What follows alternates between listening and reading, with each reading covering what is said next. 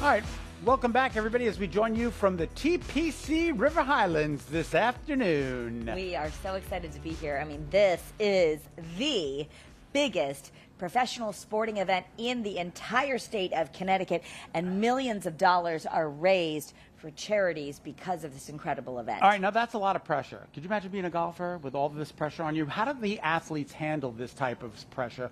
We're going to get a little bit more into the sports psychology, Kara. Yes, we love to give you a little free therapy. So if you are an athlete or just a wannabe good golfer, we have Dr. Laura Saunders from the Institute of Living here. Hi, Dr. Saunders.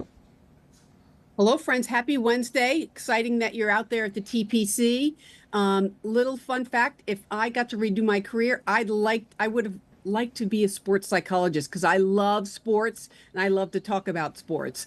So this is really important, Wow. even for the wannabe golfer or the average golfer out there, how to do some things that will improve your game.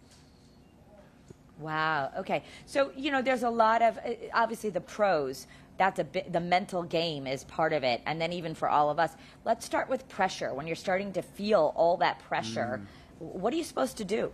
Yeah.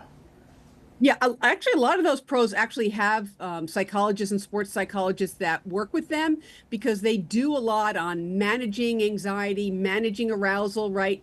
They have a lot of pressure, but even as the average golfer out there, the person that just wants to play around with some friends, it is similar, right? You have to manage anxiety. Golf is something where you're teeing up on your own. Managing your arousal. You can't be thinking about too much at one time. And really building confidence, what you need to do to build your confidence in whatever game or sport you're playing. We see a lot of people talking under their breath. Is that positive self-talk, and does that really help? You hope that it's positive self-talk. When I've played golf with friends, you hear a lot of negative, like, oh, I just, missed that shot. But actually, it is so important that you use positive self-talk, because if you talk negatively yourself, it's actually more likely that you will fulfill that negative self-talk and then miss the next shot or do something that creates a bigger problem for yourself. So you need to eliminate the negative self-talk and focus more on the positive self-talk. Okay, let's talk about focus and concentration. I read that for Tiger Woods, his dad used to throw things at him while he was putting just to try to make him tune things out. How do we build our focus and concentration? So that's another good point. It really is about filtering out distractions. No matter what you do, especially in the sports world, you have to filter out distractions. You have to focus on the task at hand.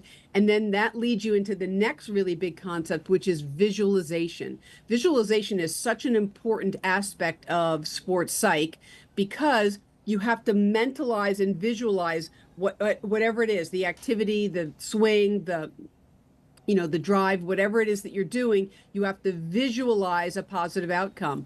And there's actually a good amount of data that shows that when you actively engage in visualization and that mentalization, it significantly helps your game. We have to let you go, but as you always said, be a goldfish. Watch Ted Lasso. Be a goldfish. Eliminate any past mistakes. Focus on what you're doing in the moment. Goldfish's attention span's about 5 to 10 seconds, so be a goldfish. I love that. Thank you so much, Dr. Laura Saunders. Always good to see you. Yeah, great to see you, and great advice, because we all got to work on it. In fact, golf can be a great game to learn life lessons. That's why